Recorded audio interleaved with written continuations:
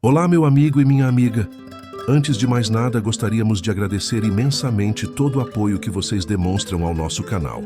Então, existe um tipo de dor que não vai embora. Não porque ela é forte demais, mas porque, no fundo, uma parte de você não quer que ela vá. Pode parecer estranho ouvir isso, afinal, ninguém quer sofrer. Mas e se eu te dissesse que o seu sofrimento pode estar cumprindo uma função? Que essa dor que você carrega não é apenas consequência de uma perda, mas também uma forma silenciosa de manter algo vivo, porque o luto não é só sobre perder alguém, é sobre perder uma versão de si mesmo, uma rotina, um futuro que você imaginava, um sentido. E quando isso acontece, a mente não reage apenas com tristeza, ela cria vínculos invisíveis, que te prendem ao que já acabou. E talvez você não esteja preso no luto. Talvez você esteja ancorado nele. Introdução. A arquitetura invisível do luto. O luto por si só não é o problema. Ele é natural, necessário, humano. O problema começa quando ele para de se mover. Quando o tempo passa, mas algo dentro de você continua exatamente no mesmo lugar, como se uma parte da sua mente tivesse congelado naquele momento. E isso não acontece por acaso. A mente humana é sofisticada. Ela cria mecanismos para lidar com a dor. Mas alguns desses mecanismos não curam. Eles apenas mantêm a conexão, mantêm a memória, mantêm o sofrimento. E fazem isso através de algo que você não percebe. Âncoras emocionais. São padrões silenciosos, pensamentos recorrentes, sensações familiares, que parecem proteção, mas na verdade são prisões, porque no fundo existe uma crença invisível operando dentro de você. Se eu parar de sofrer, eu vou perder isso para sempre. E é por isso que hoje você vai entender as 5 âncoras emocionais que podem estar te mantendo preso no luto, sem que você perceba. Então, deixa o like, inscreva no canal e vem comigo. Âncora 1. A culpa silenciosa. A primeira âncora é uma das mais difíceis de identificar, porque ela não grita, ela sussurra. É aquela voz interna que diz: eu devia ter feito mais. Eu podia ter sido melhor. Se eu tivesse agido diferente, a culpa tem uma aparência de responsabilidade, mas na verdade, ela esconde outra coisa. Ela cria uma ilusão de controle, porque se foi culpa sua, então talvez pudesse ter sido evitado.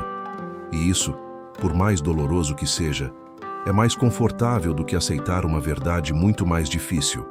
Nem tudo está sob o seu controle. Nem tudo poderia ter sido diferente. A culpa te mantém preso, não ao que aconteceu, mas ao que poderia ter acontecido, a um passado alternativo que nunca existiu.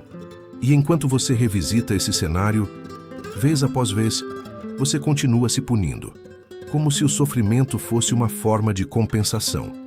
Mas aqui está a verdade que liberta. A culpa não te conecta com o passado. Ela te impede de viver o presente. Âncora 2.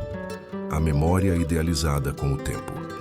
A memória muda, mas não da forma que você imagina. Ela não se apaga, ela se transforma. Você começa a lembrar apenas do que era bom, dos momentos perfeitos, das versões mais bonitas daquilo que foi. E pouco, a realidade é substituída por uma idealização. A pessoa vira perfeita, a relação vira única, a experiência vira insubstituível. Mas isso não é memória, é reconstrução emocional. O cérebro faz isso porque a perda dói. E ao transformar o que foi perdido em algo extraordinário, ele justifica essa dor. Só que isso cria um problema invisível. Nada no presente consegue competir com algo que nunca foi real. E então você fica preso, não ao que existiu, mas à versão editada da sua própria lembrança. Uma versão que não tem defeitos, que não tem conflitos, que não tem falhas. E por isso, não pode ser superada. Mas aqui está a quebra que muda tudo. Você não sente falta do que existiu. Você sente falta da história que sua mente contou depois que perdeu.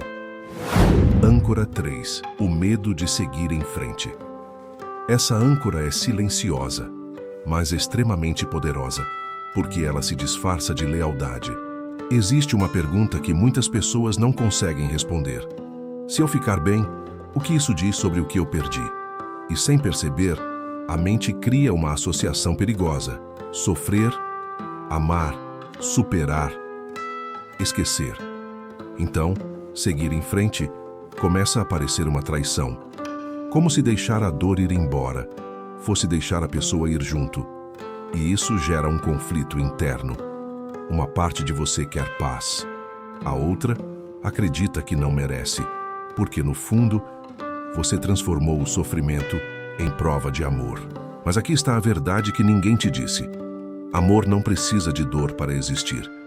E continuar sofrendo não honra o que foi perdido, só prolonga o que já acabou. Você não está sendo leal à memória, você está sendo leal à dor. Âncora 4. A identidade ferida.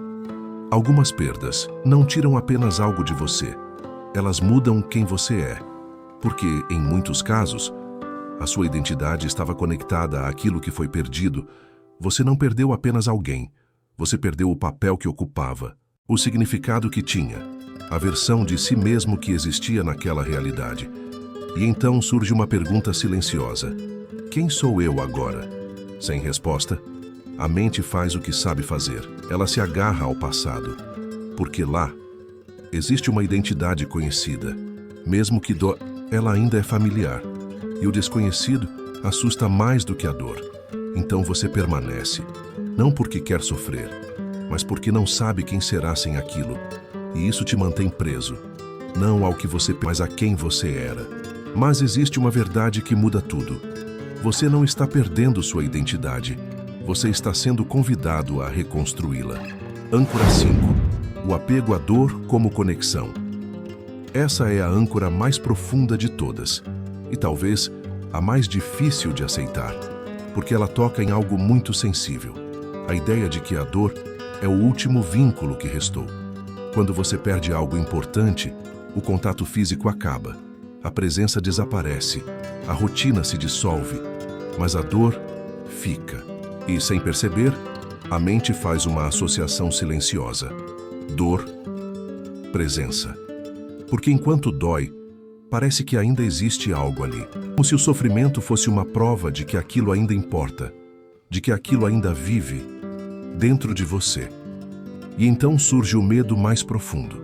Se eu deixar de sentir essa dor, será que eu vou esquecer? E é nesse ponto que o luto deixa de ser um processo e se torna um apego. Você não está mais apenas sentindo a perda.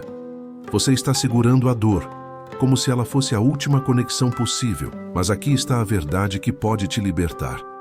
Você não precisa da dor para manter o amor. A dor não é o que mantém a memória viva. O que mantém vivo é o significado. Não precisa machucar para existir. O caminho da libertação. Entender essas âncoras não faz a dor desaparecer, mas muda completamente a forma como você se relaciona com ela. Porque agora você começa a perceber. O problema nunca foi sentir. O problema foi se prender ao sentir. Foi transformar a dor em identidade, em prova, em conexão. Sentir não precisa ser uma prisão. Pode ser um movimento, uma travessia. E talvez o que você chama de não conseguir superar não seja incapacidade, seja apego inconsciente. Desfecho. Talvez a sua dor não seja apenas um reflexo do que você perdeu.